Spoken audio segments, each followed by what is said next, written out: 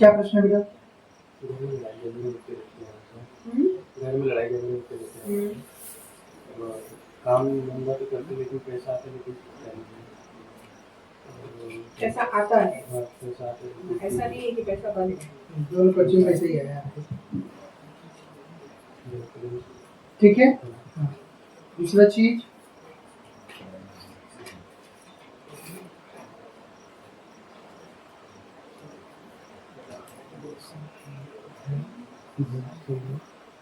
ठीक है, आपका मूड जो है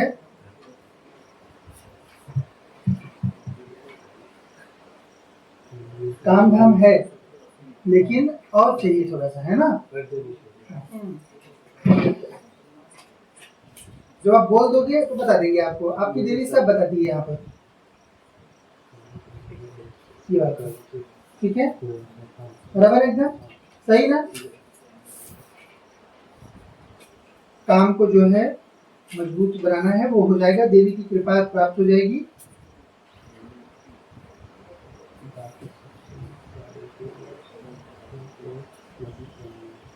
बराबर एकदम, यही इच्छा है ना आपकी?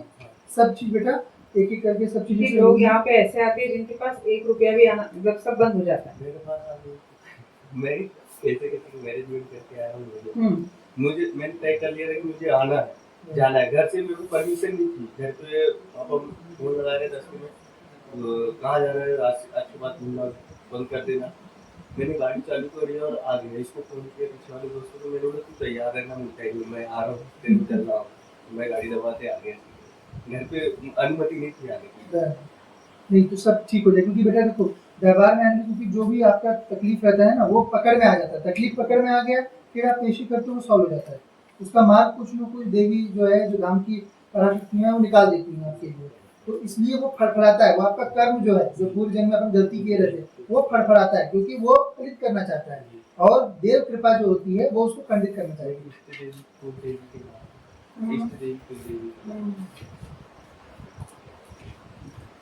मैंने अभी इस ऐसी एक सुपारी मैंने बनाया रखा है कुल देवी पूजा पाठ लगाता हूँ, जैसा होता है, लेकिन नाम कुछ नहीं, कौन सी है इष्ट देवी, इष्ट देवी अलग रहती है, कुल देवी अलग रहती है। हाँ उनको प्रसन्न करने के लिए क्या पूजा पाठ है? कुल देवी के लिए आप जैसे सुपारी में उसको दिखाया हो, हाँ। तो थोड़ा सा पैसा लगा के उसमें 1000 रुपए, एक चांदी का सिक्का लगेगा, क्योंकि देवी है ना वो, निर्धन तरीके से उसको नहीं रखना। आज के किसी घर में ऐसी पूजा, मैं पूजा पाठ में कुछ नहीं करता हूँ, वैसे जैसा बनता है ना मैं वैसे करते हुए जाती हूँ, जैसा बन सकता है। और मैंने अभी नवरात्रि में भी मंत्र जप वगैरह माँ दुर्गा के किए, और पिछले साल भी किए थे गणेश जी में, लेकिन कोई ना कोई बहाने से ठंडी हुई जाती है। अभी सही होगा, अभी चिंता नहीं। मेन जो कारण है वो ये है कि आपके घर में पहली बार नाग शक्ति की पूजा होती है, बराबर है एकदम, पहला पॉइंट, ठीक है। दूसरा, आपके यहाँ पे पितृ नाराज आ रहे हैं, किसी पूर्वज को आपके गाड़ा गया हुआ था, किसको गाड़ा गया?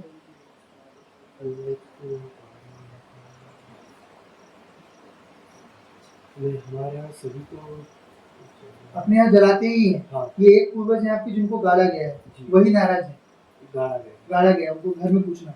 हाँ। किसको, किसी को, या फिर कोई बालक हुआ हो उसको गाड़ दिया हो, बालक है, तो वो पूछिएगा किसको गाड़ा गया। मेरी मम्मी को मेरे से छोटा वाला बालक हुआ था, उस समय दमुआ में रहते थे। अच्छा। तो मम्मी ने बताया था कि 7वें 8वें महीने में गिर गया था, तो वो दमुआ में कर दिया था। तो उसकी धड़कन आई थी, सांस चली थी उसकी? हाँ, धड़कन सांस वगैरह आ गई, 7-8 हाँ, व्यवस्था न होने के कारण जो है मृत्यु हुआ। में दमुआ में रहते थे, तो मम्मी ने बोला था कि बेटा बोले कैसे छोटा था बोले, तो उसको वहीं पे गाड़ा गया, गाड़ दिया गया, वहीं पे जहाँ पे रहते थे ना उसके पीछे। अच्छा, उसके लिए कुछ उपाय? उसके लिए वही है, उसके कुछ नहीं, छोटा सा शांति करते हैं, ठीक है, क्योंकि वो हो जाएगा, इतना ज्यादा तांडव नहीं है, क्योंकि उसमें ज्यादा बल नहीं है। छोटा बच्चा था ना हाँ छोटा 7-8 महीने सात-आठ पेट में था। हाँ उसमें ज्यादा बल नहीं है परंतु उसकी मुक्ति नहीं हुई है। मुक्ति हुई है। कैसे अगर और जल्दी 6-5-6 महीने में गिर जाते हैं तो उनको अबूझ बोलते हैं जी ऐसे बालकों को। जी लेकिन ये पूर्व जीवन में चले गया है जी जी क्योंकि उसका जीने का पूरा अवस्था हो गया था पर उस समय आठ हाँ उस समय हुआ ना अबॉर्शन उसका, इसके कारण जो है पितृ योनि में गया हुआ है वो।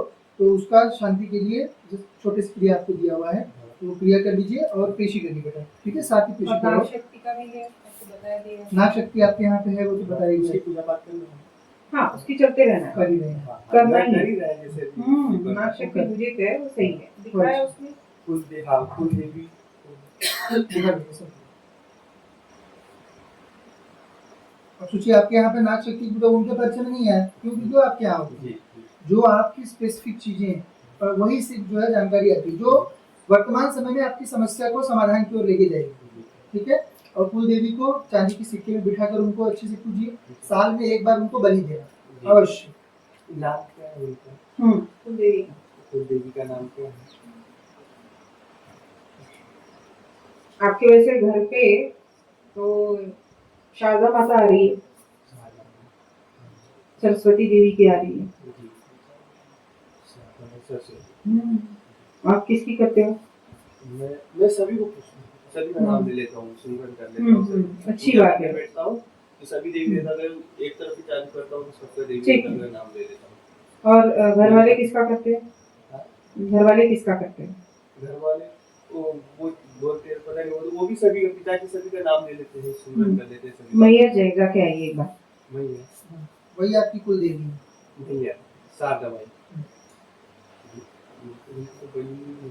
नहीं नहीं उग्र स्वरूप सबकी देती है, उनकी देवी मातंगी होती है। मातंगी देती है वो। तो बलि किस नाम से देवी पड़ेगी? देवी मातंगी देवी के नाम से माता वो लेती है, वो शारदा देवी के उग्र स्वरूप है, सभी उग्र स्वरूप लेती है। मैं माता की देवी का भी नाम लेता हूँ।